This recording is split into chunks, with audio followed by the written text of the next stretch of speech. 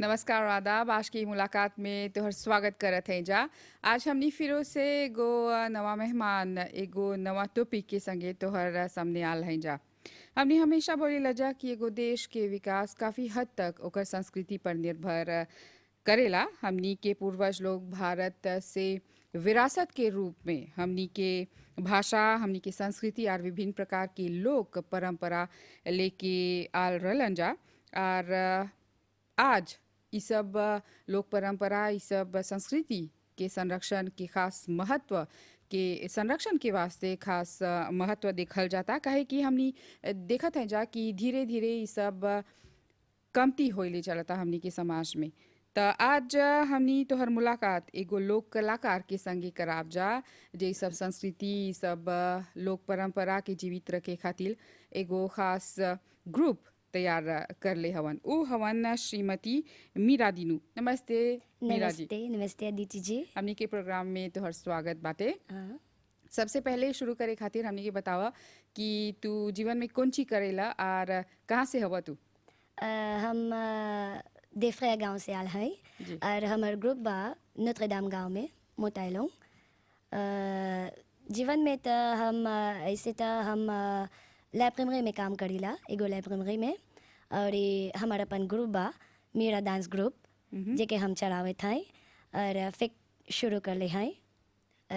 और ये हम खासकर जन लोग के बढ़ावा दिले हैं जा, ओके गाना सिखाइला, नृत्य सिखाइला, सब सिखाइला। जितना विधि बा गीत गवाए के, हल्दी विधि के, तिलक के, परछावन के, जितना जितना बा। और ये बॉलीवुड डांस भी हमें सिखाइला। अच्छा। हाँ। त मीरा जी, एगो मतलब नृत्य के ग्रुप शुरू करे के मकसद कौन ची रहल तोरा? हम खुशी रही हमार एगो अपन एगो ग्रुप होई जमे हम और ही आगे बढ़ब। खुशी रही एगो और चीज़ बने के छोटा से हम सीखले हैं नाच गाना अपन दादी नानी लोग संगे गांव में। और ये छोटा से गाइला हम आगे तो हम जाते रही कीर्तन भजन सब करे, गीत गवाई नहीं सीखले रही। तो अब खुशी है गीत गवाई सीख ले हैं, शादी के गीत इत्यादि सब गाइला। अच्छा। उनकर महत्व नहीं जाने थली, अब जानिला कौन गीत कौन पर्व में गाइला सा गावल जाला नहीं जाना थली। कहाँ महादेव के गीत गावल जाला, संझा कौन ची रहल, गीत गवाए के गीत कौन ची रहल, खाली ऐसे झूमर गावत थली, सब नहीं जाना थली। त मीरा जी जैसे बोलला कि ये सब गाना के महत्व नहीं जानत रहला, बकिर अब जानीला। त कहाँ से सीखला ये सब? मतलब थोड़ा हम अपन दादी लोग संगे गांव में सीख ले रही। और ये जब से शुरू कर ले हैं नाचे के गाय के, तो हम अपन जिफरा ग्रुप में जात हली, जो ग्रुप बा गीत गवाए के उ लोग संगे जात हली। तो उ लोग के सुन के हम गावत हली, गीत गवाए के गीत, झूमर, तिलक के गीत इत्यादि सब सीखत हली। शुरू कर ली सीखे के तो अब सब जानीला, तनी तनी जनेब के गीत, ललना के गीत सब जानीला अब। अच्छा। तो हर ग्रुप में कितना लोग बाटे? कम से कम 16 बा। वो छोकरा भी बा। अच्छा। जन ढोल बजावे लंजा। अच्छा। ढोल अजाम्बे। और ये छोकरे लोग के हम गाना सिखाइला, जन गावे खोजिलन सा उनकर हम गाना सिखाइला। बड़ा लोग बा कि खाली नौजवान लोग? बड़ा लोग तो नहीं बा हमारे ग्रुप में, खाली नौजवान लोग बा। अच्छा। हाँ। तो हर हिसाब से एगो कलाकार के हिसाब से कितना आज के हमनी के नौजवान लोग कितना दिलचस्पी दिखावत हवन जाई सब लोक गीत सीखे के क्षेत्र में?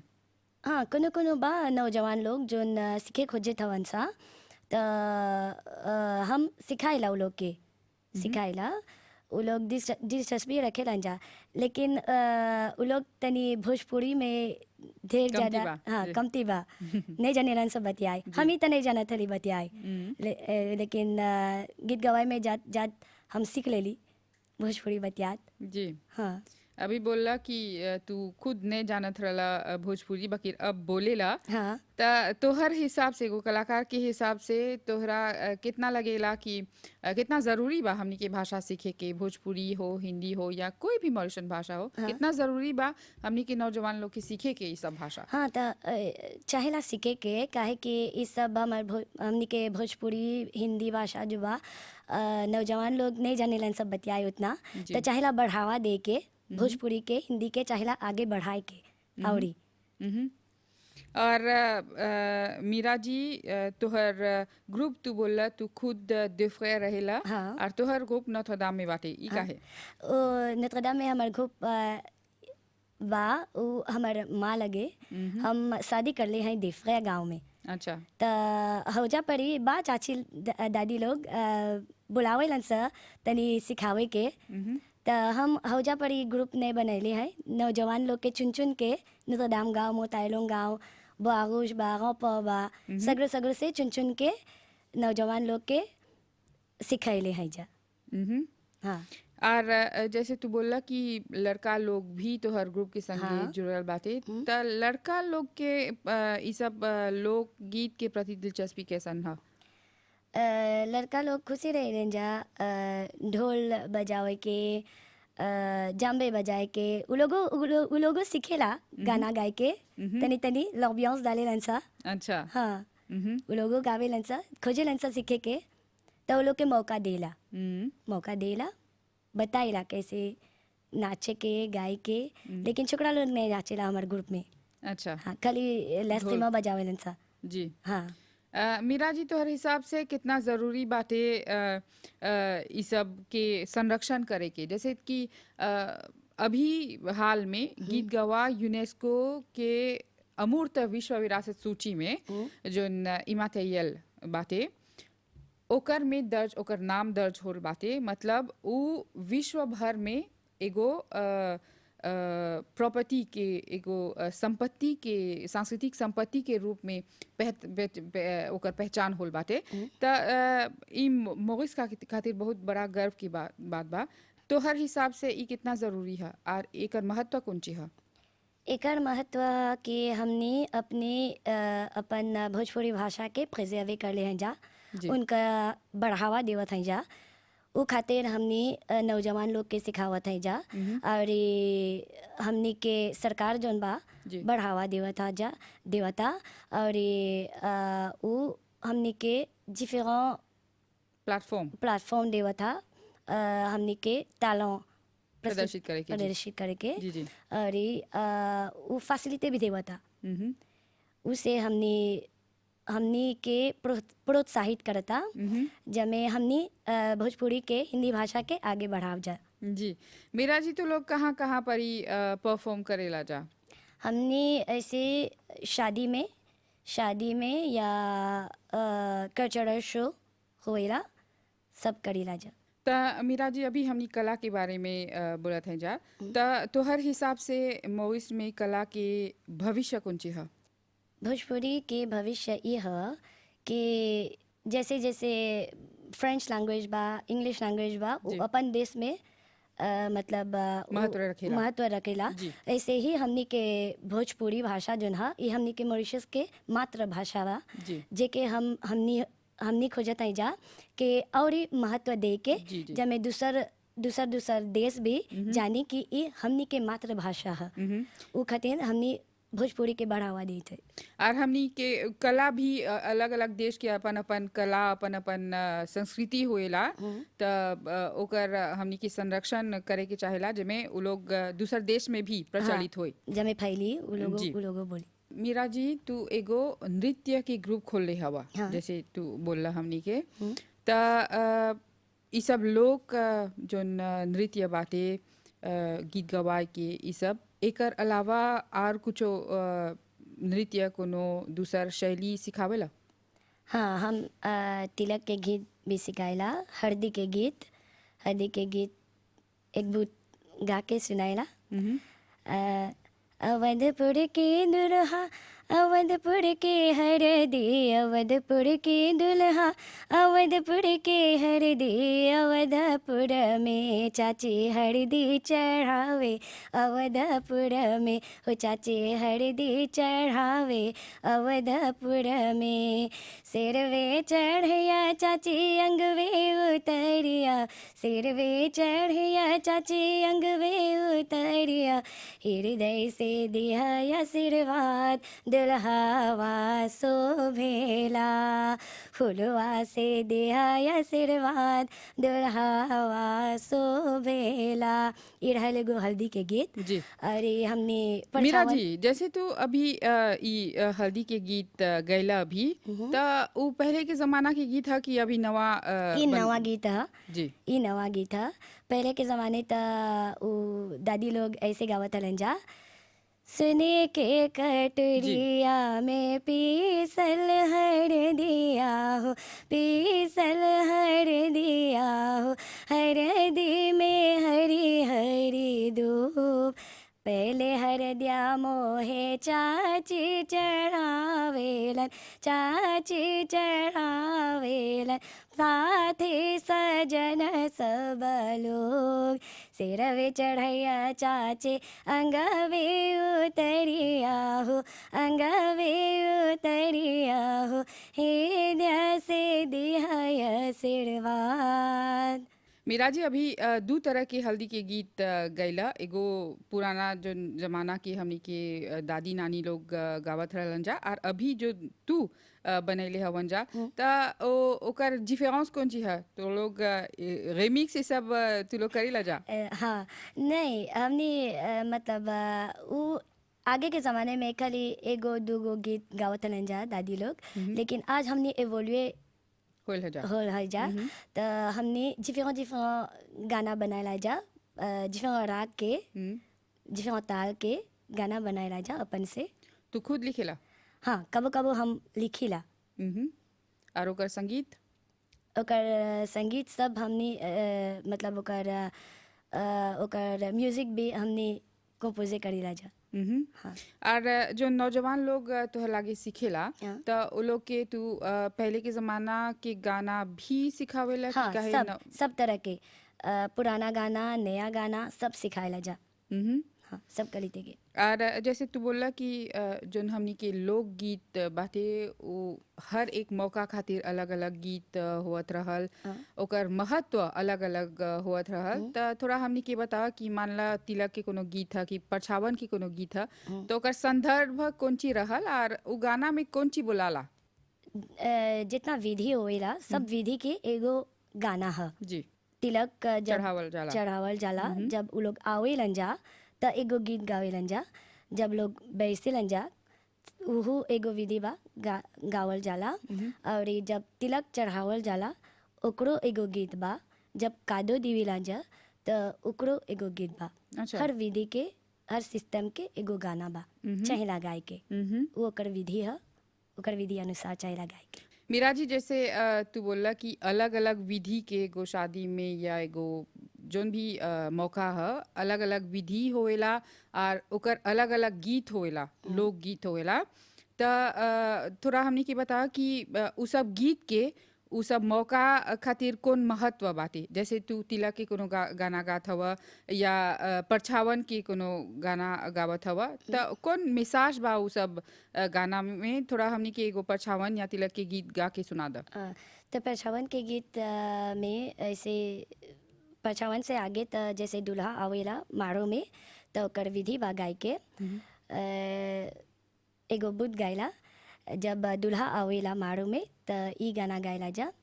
राजा दशरथ बांस कटावेला मारो छवावेला हो कौशल्या रानी मारो में आवेला नवा से अरज करे हो अच्छा अच्छा बिदिया बंधे हाथ राम जय हन ब्याहना हो। ई जब दूल्हा बैसेला बेदिया में तो हम निगायला जा। और जब नाव महावर डाले जा दूल्हा के दुल्हन के तो नाव के गीत गायला जा महावर के।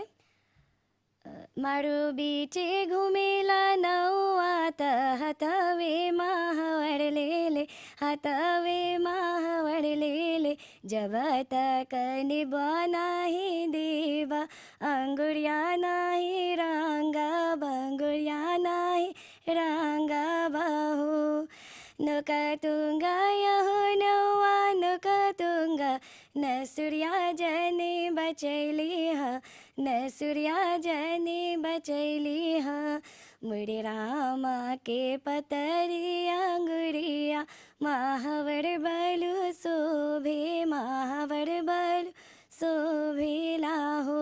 कौन मिसाज बाई में? त ई बोला था नवा बोला था जब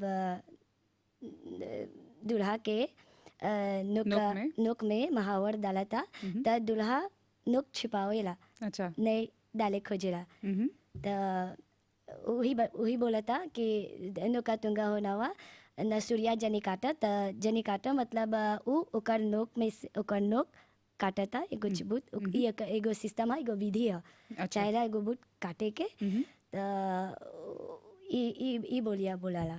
अच्छा हाँ और एक अलावा कौन कौन आरबीडी के गाना होएला? परछावन होएला परछावन ऐसे गाला जा अच्छा अच्छा मटुक पहनया माता कौशलिया अच्छा अच्छा मटुक पहनया माता कौशलिया राम चलीलन बिया हे हो माता राम चलीलन बिया हे। अब ओकर मटुक पहनाए ओकर चंदन डाली ओकर कजरा डाली और ओकर हार डाली उ सब चाहेला गाय के विधि अनुसार चाहेला गाय के सब गाय के तब वो अपन दूल्हा के सजा के तब विदा करी शादी अच्छा करी। त ई रहल शादी के परछावन सब के गीत परछावन के गीत परछावन के गीत त यही सब बा शादी खातिर? नहीं और ये जब दूल्हा दुल्हन शादी करेला त ओकरो विधि बा गाय के जब दुल्हन बैठेला मंडप में त ओकर एगो गीत गवाला और ये जब दूल्हा आवेला ओकर सिस्टम होवेला त ओकरो महादेव के गीत गावल जाला और ये जब शादी होवेला त शादी के गीत गवाला और ये जब उ लोग भावर करे रंजा त लावा मिलावेला भाई लोग उस सब के विधि से गावल जाला और जब शादी हो जाला त सिंदूर पहनावल जाला त ओकरो गीत बा सब गीत चाहेला गाय के। त ई सब मतलब अलग अलग संदेश देवल जाला ई सब गाना हाँ में? हाँ हाँ जोन जोन मतलब विधि अनुसार जोन जोन होता त ओकर अनुसार हमने गायला जा सब गीत गायला जा। और शादी के अलावा कौन गीत गावेला जा? और ये हमने जनेव के गीत भी गायला थोड़ा हमने के सुना दो। जनेव के गीत बार बरिस के दादा तोहर फूलवरिया हो काहे कुलवा छोड़ला बीजू बन में नाहे हम छोड़ली फुलवा बीजू हो बनावा में बीजू हो बनावा में फुलवा हम छोड़ली हो गुरुजी के द्वार में गुरुजी के द्वार में गुरुजी के द्वार से अब नाती जे आवेला नाती जे आवेला कान्हे जने वाले ले आवेला कान्हे जने वाले ले आवेला कान्हे जने वाले ले नाती हो आवेला नाती हो आवेला साथे विधिया सीख के आवेला साथे विधिया सीख के आवेला। ई रहल एगो जनेव के गीत। एकर में कौन संदेश बाटे? एकर संदेश बा के उ लइकवा जितना बरिस के होल बाटे जैसे कि हम बोली 12 बरिस के होल बाटे लइकवा उ गल बा गुरुकुल। अच्छा उ जाला गुरुकुल गुरु से उ विद्या सीख के आवेला। ई संदेश बा एकर ई गाना में। अच्छा हाँ और एकर अलावा तू लोग ललना के गीत गाया ललना के हाँ ललना थोड़ा के सुना दो।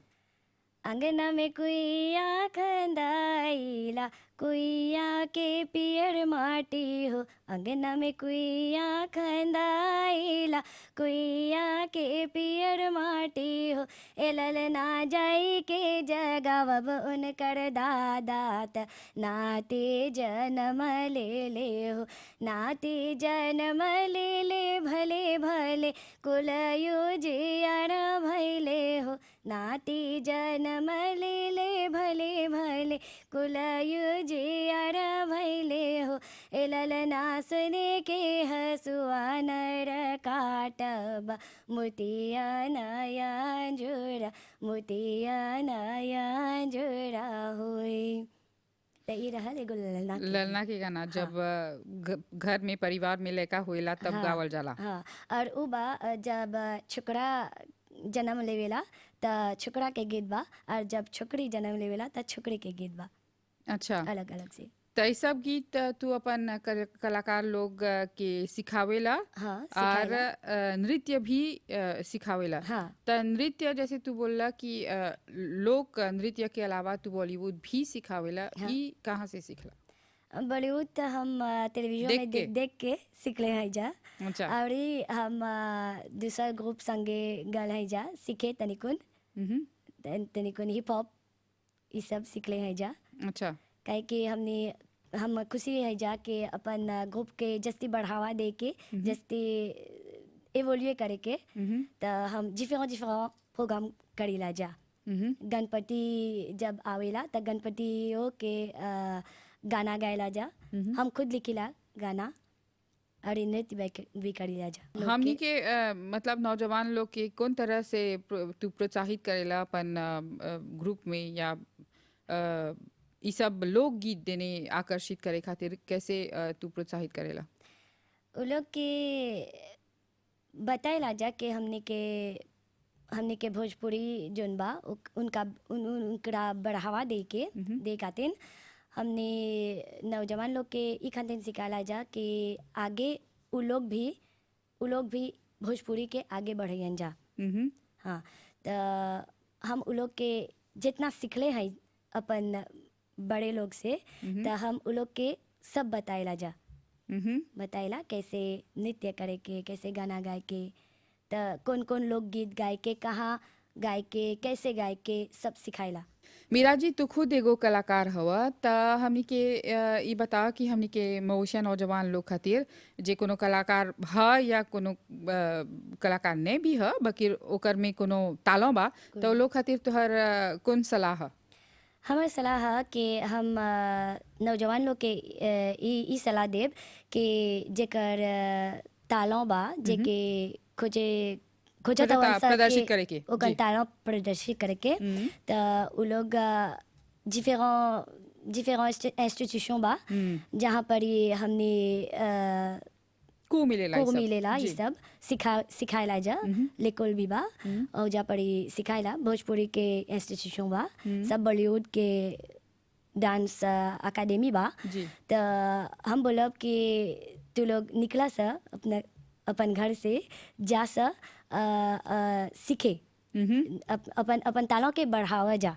आखिर में संदेश यही है कि मतलब अगर तोहर में कोनो तालों बाटे तो हाँ ओकरा छिपाए के नहीं छिपाए चाहेला, के नहीं चाहेला खुल के चाहेला बताए निकले के हाँ और ओकरा प्रदर्शित एनालिजे करे करे के के हाँ और फिर प्रदर्शित करे के। प्रदर्शित करे जी। के चाहेला। तो ये सब खास सलाह खातिर और इतना बढ़िया गाना खातिर मीरा जी तोहरा हमनी धन्यवाद बोलब जा। धन्यवाद तो तोहरा। यही संगे आज के हमनी के खास प्रोग्राम ख़त्म हुआ था और मीरा जी के हमने एक बार फिरों से धन्यवाद बोलब जा जैसे उ बोलन कि जे तोहर में कोनो भी प्रकार की तालों बाते तो ओकरा छुपाए के नहीं चाहेला, घर से बाहर निकला ओकरा मौका द उभारे के और कोनो भी इंस्टीट्यूशन या कोनो भी स्कूल बाटे ओकरा ज्वाइन करा और अपन तालों के प्रदर्शित करा।